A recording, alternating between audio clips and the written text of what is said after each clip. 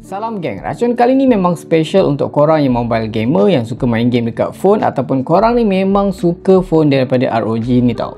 Yang mana dekat tangan saya sekarang kita ada smartphone gaming terbaru daripada Asus ROG Phone 6D Ultimate. Menarik pasal phone ni, this time buat pertama kali dalam sejarah siri ROG Phone ni, diorang cuba guna chip daripada MediaTek instead guna chip daripada Qualcomm. That's why kalau korang perasan dekat nama dia tu, ROG Phone 6D Ultimate tau. D tu stand for MediaTek Dimensity chipset. So, kita nak tengoklah sebat manakah chip diorang ni kan, apa yang special ada dekat ROG Phone 6D ni kalau compare dengan previous model. Kalau korang dah bersedia, jom kita mulakan racun sekarang.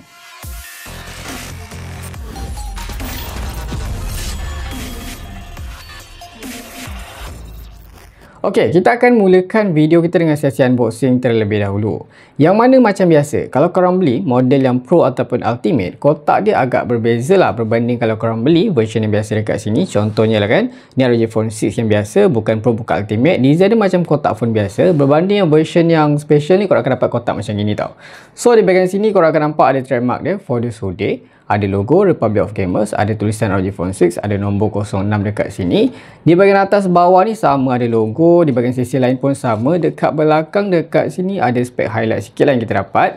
Ok, so saya perasan satu benda, kotak dia dekat sini, dekat bahagian bawah ni, dia ada macam something untuk kita slide, dia nampak lebih futuristic tau. Dekat sebelah sisi pun ada sama juga. So untuk buka dia actually, korang kena slide tau. Korang slide slow. Ok, korang akan nampak dia macam ni, anak panah ni kan. So dia akan tarik macam ni. So once korang tarik, korang terus akan nampak benda yang pertama, of course ada phone tu. Memang special warna dia, tapi design dia lebih kurang sama lah macam previous model. Kita akan bahas lebih lanjut pasal ni sekejap lagi. Next dekat sini korang akan dapat card, yang mana card ni macam biasalah untuk korang scan, dia akan keluar AR. So kita tak tepi. Next dekat dalam ni korang akan dapat aksesoris tambahan. Dekat sini kita ada Aeroactive Cooler 6. Benda ni memang function yang mana macam korang tahu, special ROG Phone 6D Ultimate ni memang kena pakai ni. Kejap lagi saya cerita. So kita letak. Kita akan angkat phone tu dulu. Tarik macam gini. Kita ada dekat sini ROG Phone 6D Ultimate. Warna dia agak menarik, tak tepi. Next dalam ni korang akan dapat adapter masih sama macam before ni, 65W ROG dekat sini. So dekat bawah ni ada tulisan tak, kalau korang nampak. Next dalam ni korang akan dapat kabel pengecasan jenis USB-C to USB-C. Korang nampak warna hitam. Dia punya kabel jenis braided, memang nice. So dalam ni je korang akan dapat, dah tak ada apa dah dekat sini. Ok, saya terlupa info kat korang. Dekat belakang kotak phone ni ada dia punya manual dan juga ada SIM tool ejector something. Kita akan cuba buka. Korang nampak ada SIM tool ejector. Republic of Gamers memang nice lah untuk dia punya SIM tool ejector. Kalau dekat model ROG memang sangat-sangat cun. Korang nampak dekat situ Republic of Gamers. Next dekat dalam, Allah jatuh. Nasib baik. Ok, next dekat sini kita akan dapat casing macam biasa. So untuk casing ni macam ni, dia terbuka dekat tengah. So dan terakhir dalam ni itu saja yang korang dapat. Sekarang kita akan cuba beralih kepada ROG Phone 6D Ultimate. Bercakap dari segi rekan dekat sini, boleh kata dia still masih membawakan ataupun dia still recycle setup yang sama, geometrical setup kan. DNA ROG Phone 6, ROG Phone 5 tu masih ada dekat dalam ni. Korang akan nampak lah ada macam accent biru-biru kan, futuristic design memang sama. Kamera pun sama, triple camera setup. Lepas tu dekat sini korang akan nampak ada OLED screen 2 inci yang mana dia boleh setup, dia boleh customize apa yang korang nak, tulisan ke kan, logo ke apa something, mancun gila untuk gaming. Cuma yang berbeza dekat model ni, selain dia punya berat, selain dia punya tebal, selain dia punya material sisi, material belakang, kaca apa semua ni, mungkin dekat warna yang mana ROG Phone 6D Ultimate ni dia didatangkan dengan warna space grey. Dan ada satu benda special yang tak ada dekat model ROG Phone yang sebelum ni, which is ada dekat bahagian sini tau, yang korang nampak ni. Ini dipanggil Aeroactive Portal. Fungsi dia satulah of course untuk sejukkan phone ni, yang mana kan benda ni ataupun Aeroactive Portal ni, Motras ni, dia akan berfungsi bila korang pakai cooling system ataupun aksesoris tambahan Aeroactive Cooler 6.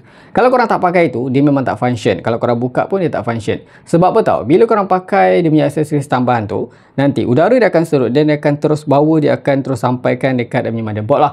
Macam korang tahu, untuk ROG Phone 6D Ultimate ni bateri dipisahkan kepada dua dan mi motherboard kat tengah. So bila korang pakai Aeroactive Cooler 6 dan tambahan dengan dia punya Aeroactive Portal ni, dia akan lebih efisien untuk sejukkan phone ni. Selepas ni saya akan bagi tahu korang macam mana saya dah try memang berfungsi dengan baik. Next, kalau kita beralih ke bahagian sisi kanan phone, korang akan nampak dekat sini ada SIM tray, lepas tu clean. Dia punya frame dekat sini memang nampak sangat-sangat bulat. Dan dekat sini ada salah satu dia punya port pengecasan di bahagian sisi. Satu lagi ada dekat bahagian bawah dekat sini, kalau korang tengok ada satu port pengecasan lagi di bahagian bawah, dan ada juga dekat situ untuk korang pakai earphone, ada jack.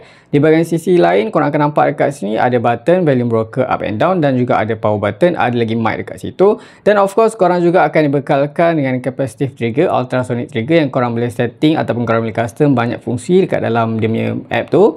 Di bahagian atas ni just clear, just ada lagi lubang mic. Yang mana kan untuk ROG Phone 6D Ultimate ni ataupun phone ROG ni, biasanya diorang akan bekalkan 3 mic lah untuk lebih macam clear bila kita dalam in-game tu tau. Beralih ke bahagian hadapan dekat screen. Dekat sini rasanya tak ada apa yang special, boleh kata cukup sifat lah untuk sebuah smartphone gaming. Actually, dia masih recycle spek yang sama ataupun spek screen yang sama ada dekat ROG Phone 6 tau. Korang still dapat screen yang besar 6.78 inci, pakai panel AMOLED yang cukup cantik, memang sedap untuk korang lain movie ataupun korang nak gaming. Dan demi bezel atas dan bawah tu memang sengaja dibuat agak tebal supaya bila korang nak gaming pakai dalam mode landscape tu tak terganggu screen. Dan dekat bahagian sisi depan ni korang akan nampak ada front facing stereo speaker dengan bunyi yang memang sangat kebabum, sangat sedap. Refresh rate paling tinggi support 165Hz dan juga ada auto refresh rate dekat sini. Touch time period support 720Hz. Max brightness boleh cecah 1200 nits. Overall untuk kualiti screen ni memang tak ada apa yang saya nak komplain, memang sedap mata memandang lah. In case kalau korang tertanya, apa perbezaan di antara ROG Phone 6D yang terbaru ni dengan ROG Phone 6? Actually, perbezaan yang ketara ataupun main perbezaan dia tu ada dekat dia punya chipset, ada dekat Aeroactive Portal dan juga konfigurasi RAM storage lah. Selain tu, dia punya screen, dia punya kamera, dia punya battery, speaker, port kan, dia punya gaming feature, semuanya masih sama sahaja. So, kalau korang dah pakai ROG Phone 6 tu, rasanya macam korang still boleh stay dengan ROG Phone 6. Tak perlu pun lah korang nak upgrade dekat ROG Phone 6D Ultimate. Tapi kalau korang nak rasa chipset terbaru, MediaTek Dimensity 9000 Plus dan dia punya Aeroactive Portal yang terbaru ni, korang boleh try. Bercakap dari segi prestasi ni, macam korang sedia maklum, boleh kata yang ni first time lah ROG diorang sumbat chip daripada MediaTek dekat phone diorang ni, berbanding kalau before ni diorang akan pakai chip daripada Qualcomm. Tapi MediaTek yang diorang letak dekat dalam phone ni, level tu memang lain macam. Rasanya ni chip MediaTek yang paling power pernah saya jumpa geng. MediaTek Dimensity 9000 Plus 5G dengan minat 4nm yang direka oleh TSMC yang sama macam yang ada dekat Snapdragon 8 Plus Gen 1. Dan dia juga dekat sini dia support LPDDR5X tau. Dia punya RAM sampai 16GB. Storage dalaman tu pun dia pakai UFS 3.1 SSD storage, memang sangat-sangat laju untuk korang buat kerja multitasking. Kalau korang tengok bacaan AnTuTu score yang saya dapat dekat ROG Phone 6D Ultimate ni geng, lebih kurang level-level tu macam Snapdragon 8 Gen 1, Snapdragon 8 Plus Gen 1. So, macam mana pula dari segi real life performance? Actually, saya dah try main game yang boleh kata heavy yang demand sekarang ni. Beberapa game macam PUBG, saya pakai setting grafik 90fps. Saya juga main game Apex Legends max setting, Call of Duty Mobile, Mobile Legends, Battlefield yang baru tu, dan juga of course Genshin Impact. Hasil dia, saya boleh kata kalau dia punya performance tu lagi better daripada Snapdragon 8 Gen 1. Frame rate dia memang sangat-sangat stabil geng. Cuma saya perasan satu benda, kalau segi bacaan suhu tu untuk game Genshin Impact, dia tak terkawal macam Snapdragon 8 Plus Gen 1. Untuk Genshin saya main 30 minit kan, max boleh cecah suhu dalam 46 darjah Celsius. Tapi yang ni saya test tanpa saya pakai kipas dan Aeroactive Portal yang macam korang tahu, phone ni memang special part tu memang saya tak on. Dia punya frame rate memang sangat-sangat stabil even suhu meningkat. Macam korang tahulah, kelebihan model ni kan ada dekat motorized Aeroactive Portal yang dekat belakang phone ni, yang mana akan berfungsi bila kita pair, bila kita pakaikan sekali dengan Aeroactive Cooler 6. Hasil dia, even saya just pakai mode smart biasa je dapat maintain 40 darjah Celsius tau. Kalau korang pakai mode frozen memang padu gila lah, boleh maintain bawah 40 darjah Celsius. Terbaik lah. Dan frame rate pun memang sangat-sangat stabil. Tapi overall selain Genshin, kalau korang main PUBG 90fps ke, Apex Legend ke, Mobile Legend ke, Battlefield ke apa benda semua, memang saya perasan suhu dia just boleh main sekitar 40 ke bawah macam tu, which is memang tak overheat langsung dengan bacaan FPS yang sangat-sangat mantap. Beralih ke bahagian kamera, dekat sini korang still dapat setup yang sama macam ada dekat ROG Phone 6, yang mana kamera utama 50MP, dia pakai sensor Sony IMX766, 13MP ultra wide angle dan juga 5MP untuk macro. Hasil dia memang menarik. Saya ada comparekan dengan Red Magic 7S Pro. Korang boleh nilaikan sendiri hasil dia macam mana.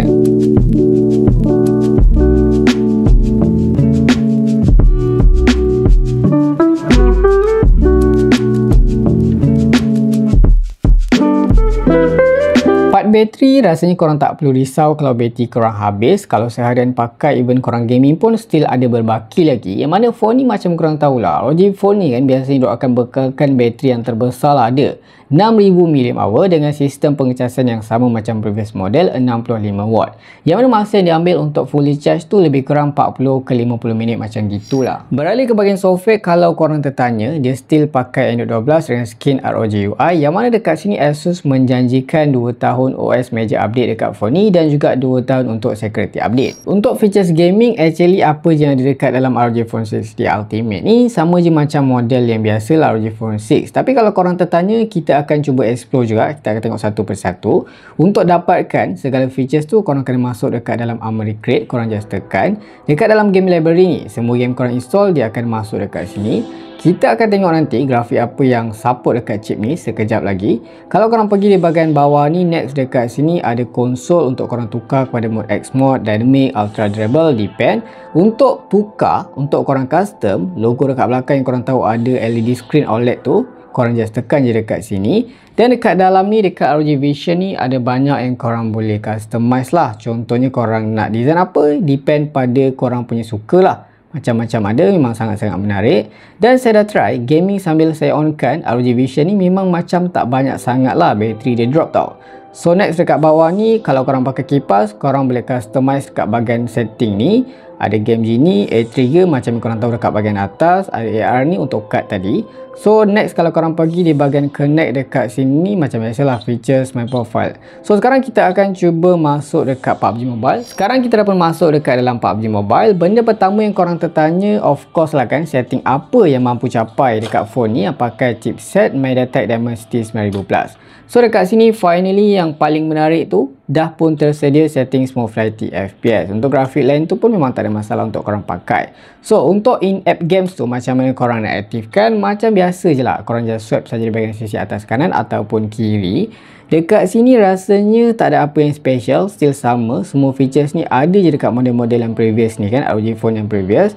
So untuk setup A-trigger, korang just tekan je dekat sini. So ni button dia, atas ni kan. So depend lah korang nak pakai mana. Ada juga motion control. Dan kalau korang nak pakai cooler button ni, boleh set up dekat sini lah setting dia. Untuk fungsi lain ni sama je lah, tak ada apa yang special geng. So memang terbaik lah. Kita akan cuba try main satu game. Kita akan tengok macam mana bunyi dia, suhu dia kan, prestasi. So kita akan cuba layan dulu. Alright, so far kita dah pun landing dekat sini. Yang mana sekarang ni kan, korang boleh tengok lah, dia punya button tu memang sangat-sangat responsif. Saya akan aktifkan real time info supaya korang boleh monitor bacaan FPS, suhu apa semua. Kita sekarang tengah pakai grafik 90fps. Dia punya pergerakan memang sangat-sangat smooth gila yang korang boleh nampak sendiri. Dan boleh kata memang sangat-sangat stabil. Sekarang ni saya tak pakai kipas dan aeroactive portal pun tak on. Tapi bagi saya dah cukup sedap dah geng. Kita akan cuba try layan. Untuk bunyi dia pun dekat sini. Tersilap timbak flare pula. Untuk bunyi dia pun bagi saya memang cukup kuat lah. Stereo speaker yang ada dekat phone ni memang mantap gila. Dia punya haptic vibration pun memang sangat-sangat sedap. Tapi apa hal flare je ada ni? Mana gun kan? Kita nak tembak. Kejap, kita cuba cari. Kita ada. Sudah. So far korang nampak 90fps memang sangat-sangat sedap lah geng. Ok, ada weapon dekat sini. Nice. Kita cuba reload dulu. Ok, kejap. Sabar dulu. Alright. Oh, bunyi ni memang mantap. Sekarang ni volume saya setkan kepada berapa persen. Kita naikkan 100%. Korang boleh dengar. Bunyi dia memang kuat lah. Memang sedap gila lah geng.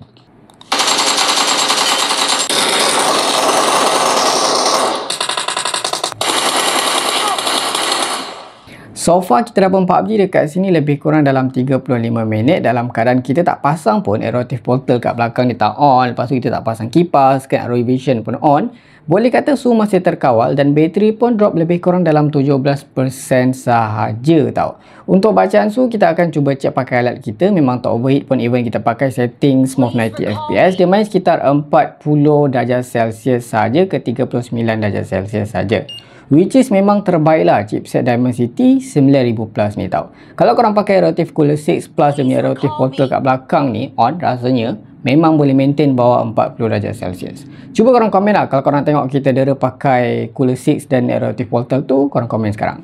Untuk features extra, korang juga dapat banyak features gaming, ada aksesoris tambahan, Wi-Fi 6E, ada 3 mic terbina dekat phone ni, dan yang paling special untuk phone gaming ni kan, dia still support pengesahan IP rating IPX4 macam ROG Phone 6 tau.